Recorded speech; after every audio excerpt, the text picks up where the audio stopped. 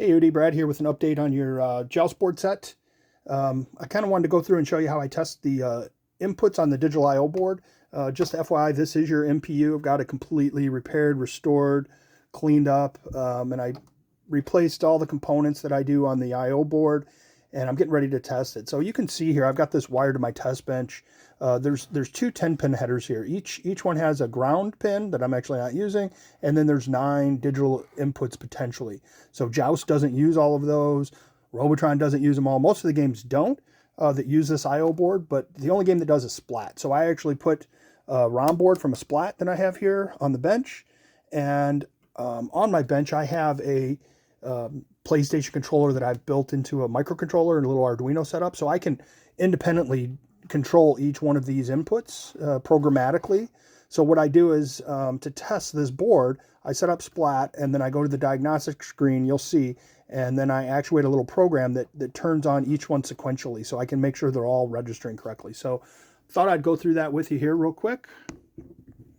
So again, Splat, this is just the attract screen for it. And again, with the controller, I'll drop into diagnostics.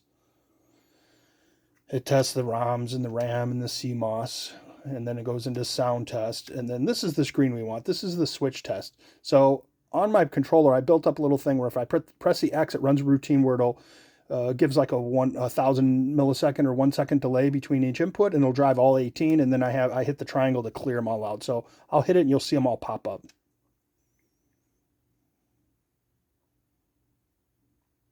And then these ones at the top actually are the inputs that come in from the ROM board, you know, the coin switches and your 3 diagnostic switches and stuff. So basically the first one is here, walk up 1. So I can count down. I should have 18. 1, 2, 3, 4, 5, 6, 7, 8, 9, 10, 11, 12, 13, 14, 15, 16, 17, 18.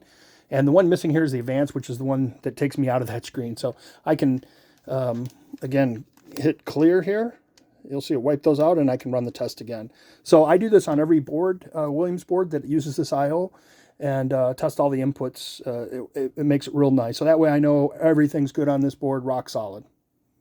The next video will probably be when all the boards are complete and working. So thanks for watching.